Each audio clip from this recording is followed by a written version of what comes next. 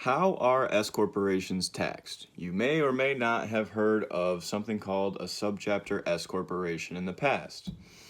Basically, there's two kinds of corporations. There's a C corporation, which you've heard of. They're everywhere. It's like Amazon, Walmart, Nike, all those big Apple, all those big companies. That's when you hear C corporation, think of that.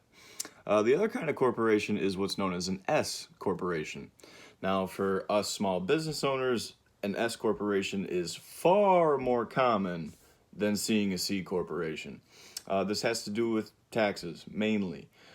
C corporations are subject to a double taxation, and S corporations are what's known as a flow-through business entity. So, really fast, let's try and dive in to talk about an S corporation and how an S corporation is taxed. So as I mentioned before, an S corporation is what's known as a flow-through entity, okay? This is very similar to a single owner LLC. This is similar to a sole proprietorship, and this is also similar to a partnership. Basically, what a flow-through entity means is that all of your business profits flow through to you, the individual, from the corporate level, so to speak.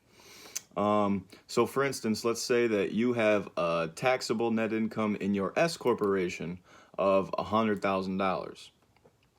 Your S corporation itself is not going to be subject to a tax on this. What's going to happen is that $100,000 will flow through to your individual tax return, and then you're taxed on that $100,000 in the year that you earned it from your S corp, at individual income tax rates and rules.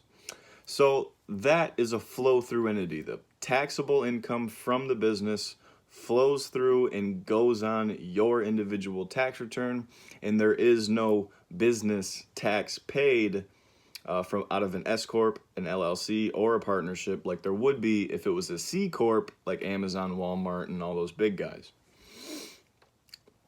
So that right there is one of the most beautiful things about an S corporation, is that you're not subject to corporate tax rates, okay?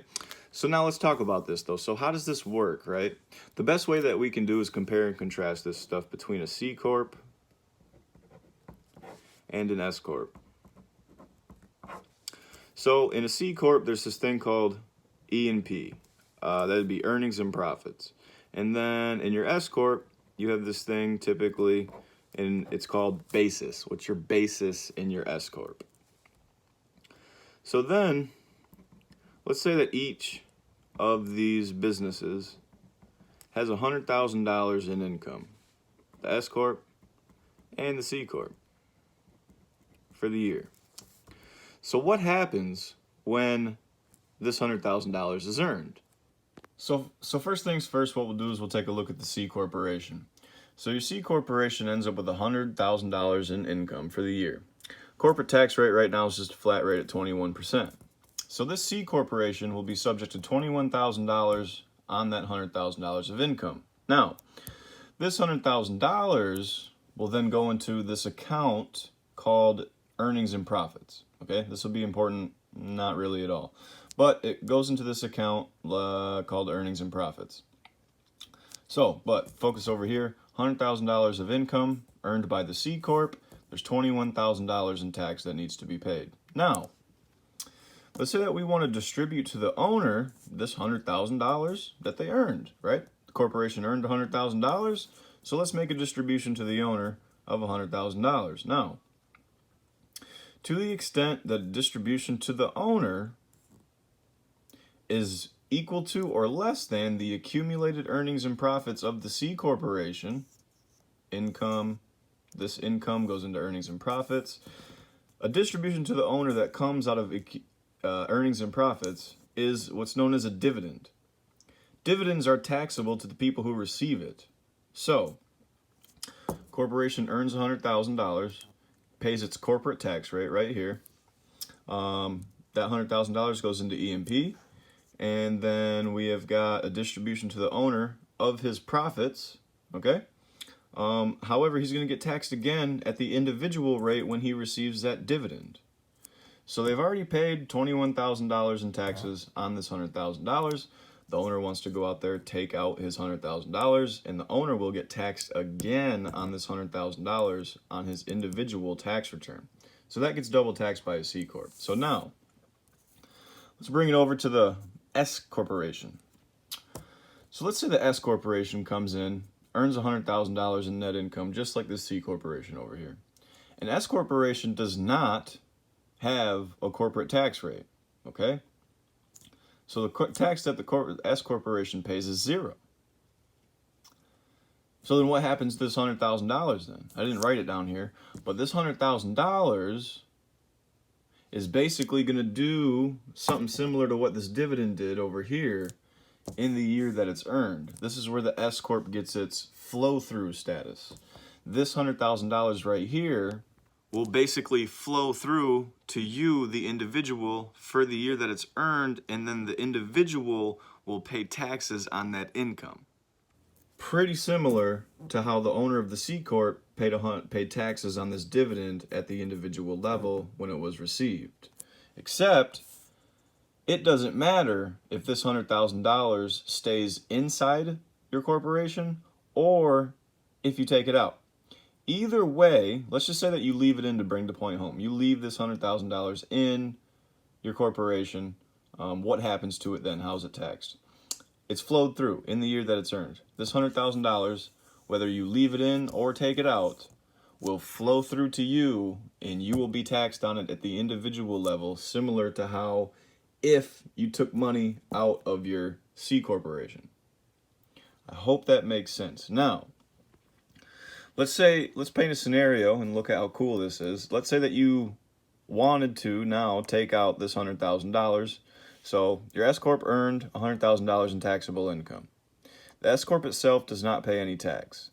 But this $100,000 in the year that it's earned will flow through to the individual, and then the individual will pay taxes on this $100,000 according to individual rates and rules. Okay? Whether or not this $100,000 is left in the company or if it's taken out. Now, let's say that it's year 2. This is year 1 income, and then we left this in the S Corp. Now it's year 2. Now, I want to get this $100,000 out of my S Corp.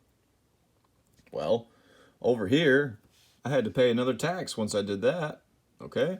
But over here, here's the cool thing. You have this taxable net income. This is what's going to add to your basis. The basis in your S Corp, for lack of a better terms, is what you have invested in your S Corp. It goes up by contributions, up by net income, and then it moves around by some other things, but we'll just leave it there for now.